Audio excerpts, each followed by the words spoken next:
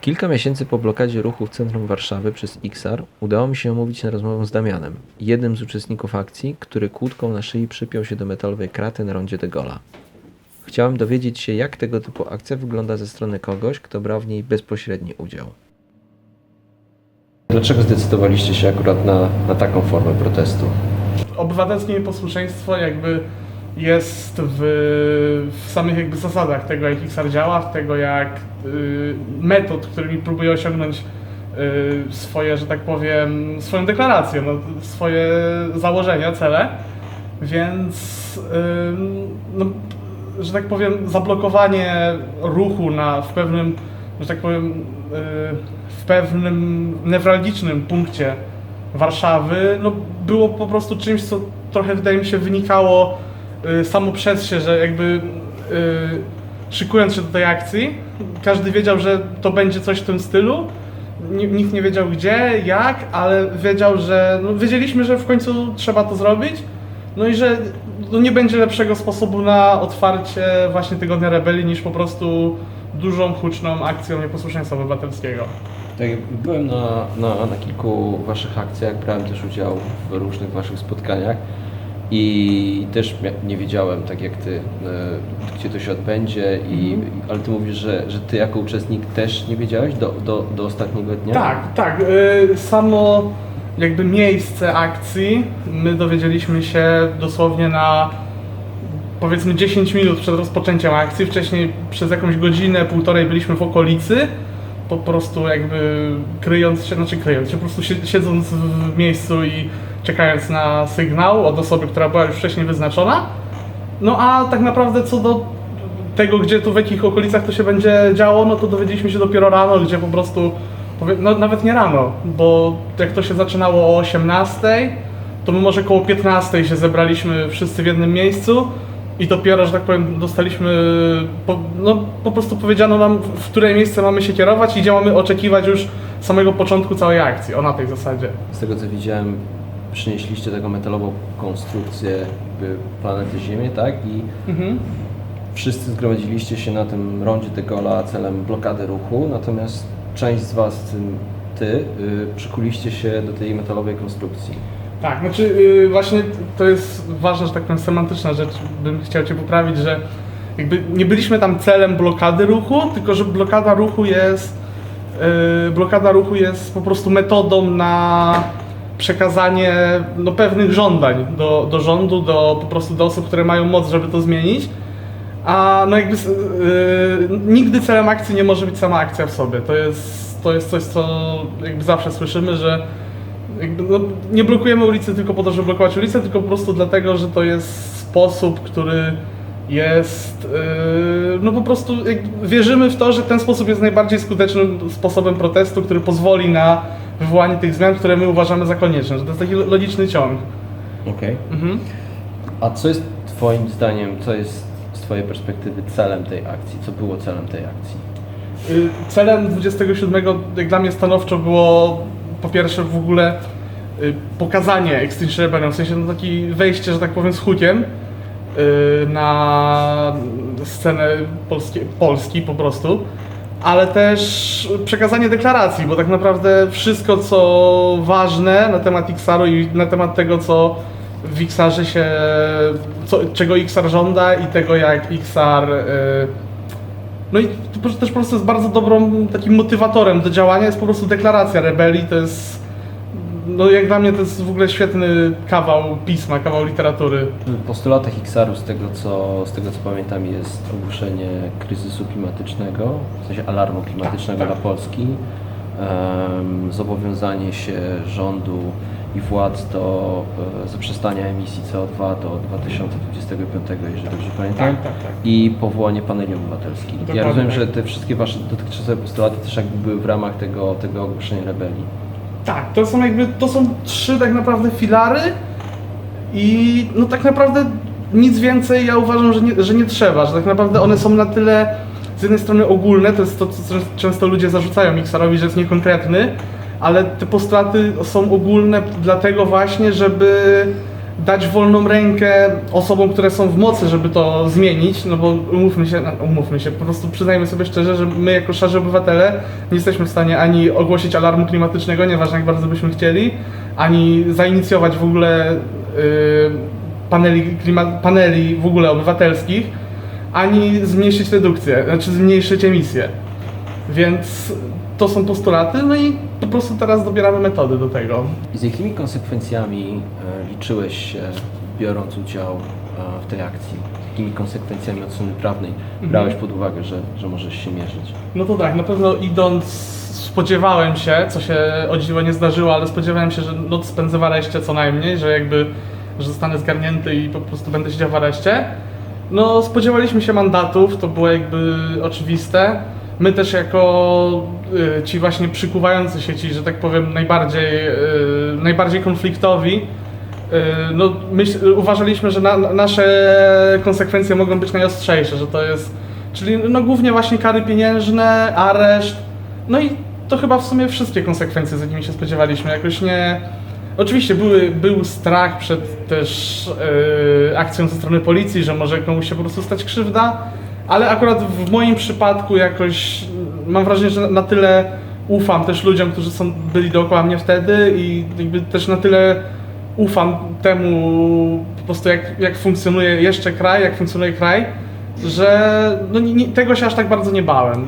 No nawet jeśli się bałem, no to znaczy nawet jeśli o tym myślałem, no to jakoś nie przerażało mnie aż tak bardzo. Jakby nie myślałem, że wyjdę po akcji z jakąś, nie wiem... Nie obawiałeś się, że nawet łamiąc prawa spotkasz się z złamaniem prawa przez funkcjonariuszy? Tak, na tej zasadzie, dokładnie. I baliście się? W sensie... W trakcie protestu? Znaczy w moim przypadku, bo też mogę mówić najbardziej za siebie, to szczerze, znaczy początek był taki najbardziej krytyczny, no bo jeszcze nie było policji na miejscu, także samochody jeździły jak chciały, tak naprawdę nasze bezpieczeństwo zależało tylko od osób, które nas pilnowały, czyli właśnie osób wyznaczonych do pilnowania porządku.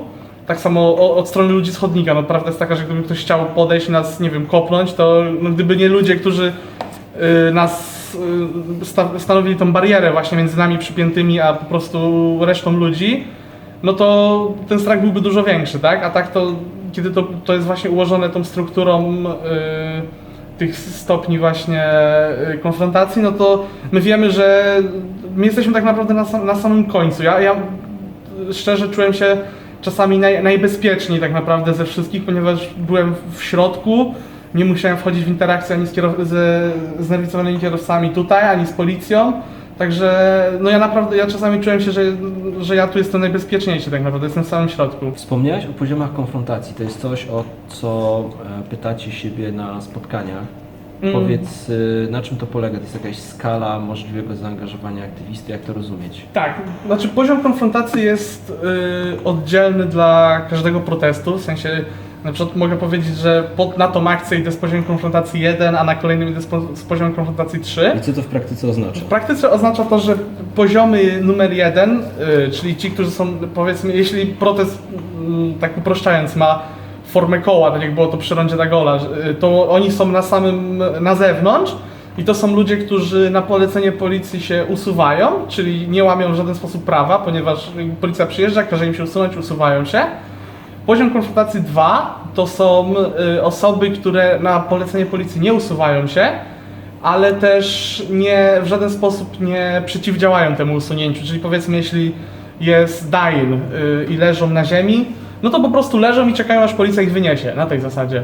Ale są możliwi do wyniesienia. No i poziom konfrontacji 3, no to są już osoby, które mają przeszkadzajki, które nie pozwalają ich wynieść tak łatwo, no tak jak właśnie w naszym przypadku te uloki przypięte na szyjach. Czy do ostatniej chwili przed akcją miałeś poczucie, że możesz się z tej akcji wycofać? Osobiście nie, raczej nie zakładałem wycofania się. Może tak powiedzmy ostatnie takie myśli o wycofaniu się przyszły jakoś tydzień przed samą akcją, kiedy jakby zaczynaliśmy się dowiadywać pierwszych takich szczegółów, zaczęliśmy się bardziej przygotowywać już konkretnie do tej akcji, zaczęliśmy się też poznawać z ludźmi, którzy będą razem z nami na tym poziomie numer 3. Dowiedzieliśmy się w ogóle co będziemy robić, tak? Zobaczyliśmy pierwszy raz te uloki, więc więc wtedy już tak naprawdę to się rozwiało. I już odkąd byłem w gronie tych osób, które tak samo jak ja zdecydowały się na te same kroki, no to już czułem się raczej pewnie. Czyli jeżeli dobrze rozumiem, jeżeli jakiekolwiek obawy z Twojej strony się pojawiały, to one się wiązały raczej z jakąś niewiedzą, tak? Jakąś wątpliwością, jak to konkretnie będzie wyglądać, kto będzie z Tobą brał udział w tej akcji, tak? Dobrze rozumiem? Bardziej może nie z tym, kto będzie brał udział, tylko nie wiedząc jak to będzie wyglądać, jeszcze nie byłem pewien sensowności tej akcji, może tak, nie byłem pewien sensowności, nie byłem pewien, czy to jest naprawdę to, dlaczego chcę, jakby sprawa, dla której chcę poświęcić, jakby zaryzykować areszt, zaryzykować mandat. No ale wtedy jakby rozwiało się to, kiedy po prostu już trafiłem do zgranej ekipy, jakby poznałem ludzi, którzy myślą tak jak ja i którzy też się na to zdecydowali i zobaczyłem, że nie jestem sam w tym po prostu. Mhm. Ja już słyszałem wielokrotnie właśnie o tym, że Extinction Rebellion jest ruchem niehierarchicznym, w sensie nie macie liderów, tak? Nie ma jakiejś korporacyjnej drabinki, natomiast wiedza jest formą też sprawowania władzy i jak Ciebie słucham właśnie a propos tego, że do końca nie wiedziałeś przed samą akcją, w co się ładujesz, to tak sobie myślę, że mi osobiście byłoby trudno, w sensie właśnie nie mieć też takich obaw do ostatniego momentu, bo wyobrażam sobie, że idealnie by było dokładnie wiedzieć, na czym polega akcja, w co deklarujesz, że będziesz brał udział. Natomiast tutaj do ostatniej chwili było rozumiem, taka niepewność do końca, tak? Znaczy tak, to jest... Wiele osób po prostu zadaje to pytanie, mówię o tym, bo wiele osób, które będzie jakby oglądało ten materiał, może się zastanawiać jakby skąd ta niewiedza do ostatniego momentu. Znaczy, to odpowiem najpierw po kolei, że czyli skąd niewiedza? No niewiedza jest głównie ze względów po prostu bezpieczeństwa akcji, żeby to wszystko mogło się wydarzyć, to no, im mniej osób wie, tym po prostu my jesteśmy bezpieczniejsi i większą mamy pewność, że to rzeczywiście się wydarzy. No i też osoby, które, że tak powiem, stoją na uboczu tej akcji, które nie biorą udziału konkretnie w akcji, ale na przykład pomagają ją zorganizować, unikają odpowiedzialności karnej. Jakby, no, to bardzo dużo osób można by było pociągnąć za samo, nie wiem, zaproszenia na coś takiego, tak? To mogłoby się kwalifikować jako nakłanianie do popełnienia przestępstwa. Czy to jest dla Was po prostu forma takiego zabezpieczenia? Tak, to jest forma bezpieczeństwa, a co do jakby tego strachu, no to od samego początku jakby odkąd tylko zadeklarowałem, że chcę iść na poziom 3, że to jest to, co chcę robić, to bardzo dużo razy jest powtarzane i w ogóle jakby powtarzamy sami sobie nawzajem w grupach, że nie ma żadnego wstydu w wycofaniu się nawet na minutę przed akcją, bo to jakby nasze bezpieczeństwo jest najważniejsze i no łatwiej po prostu wycofać się z akcji przed akcją niż w trakcie akcji, tak? Jeśli ktoś poczuje się nie na siłach, jeśli ktoś poczuje się chory, no szczególnie, że to są rzeczy, które naprawdę mogą wypaść też losowo, nie muszą się wiązać ze strachem. Mogę się przeziębić na przykład i wiedzieć, że nie chcę po prostu przez 6 godzin siedzieć na zimnie, nie wiadomo tak naprawdę jak długo będę tam siedzieć. Także nie ma żadnego w ogóle strachu, wstydu w wycofaniu się. Wiadomo, nadal jest taki ludzkie, że tak powiem, strach przed wyłamaniem się z szeregu, jakby wycofaniem się. No ale no, to jest coś, z czym mam wrażenie po prostu ludzie żyją właśnie przez to, jak są ułożone hierarchie władzy, tak? Że jeśli żyjemy w świecie, gdzie hierarchia władzy jest taka, że za wyłamanie się z niej możemy zostać ukarani albo po prostu ostracyzmowani, no to kiedy teraz trafiamy do miejsca, w którym po prostu możemy wyjść, jakby powiedzieć, że sorry chłopaki, ale to jest dla mnie za dużo, może pójdę na 2, może pójdę na 1, może nie pójdę w ogóle. I to jest okej, bo liczy się, no, nie ma, jakby to jest wszystko nasza działalność, tak? To jest wszystko zorganizowane, zaplanowane przez nas, więc nie ma nikogo, kto mógłby ci powiedzieć, że nie możesz tego zrobić, tak? Ja rozmawiałem z kilkoma aktywistami, aktywistkami, którzy nie byli chętni na rozmowę przed kamerą, ale opowiadali mi właśnie o swoim doświadczeniu brania udziału w akcjach. To był właśnie między innymi Obóz dla Klimatu i też akcja obywatelskiego nieposłuszeństwa, która tam miała miejsce.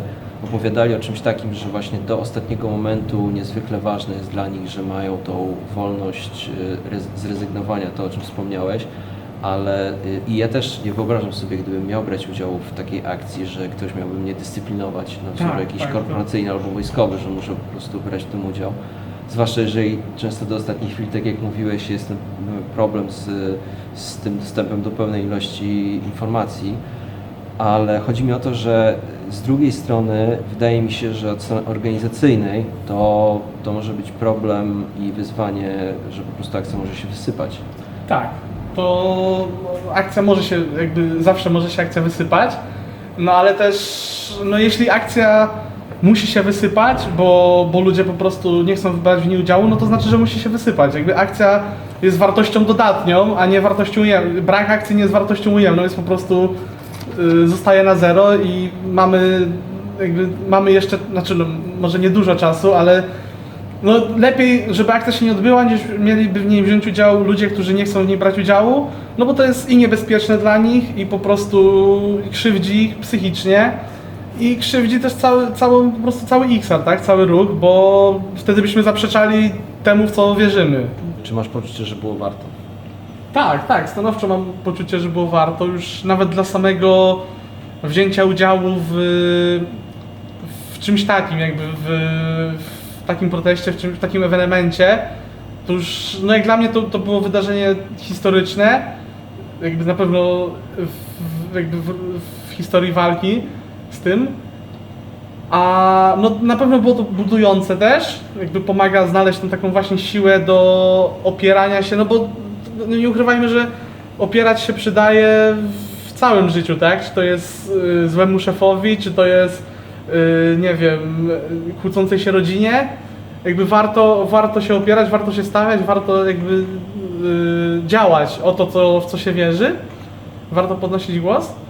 No i to też jest coś, co na chyba pierwszym spotkaniu, na którym byłem, co powiedział jedna z osób, która tam była, powiedziała coś, bo ktoś powiedział, że zażartował, że to będzie słabo wyglądać w CV. I ktoś powiedział, że jeśli mamy rację, jeśli nam się uda, to będzie bardzo dobrze wyglądać w CV, a jeśli nam się nie uda, no to nikomu już nie będzie potrzebny CV, więc no,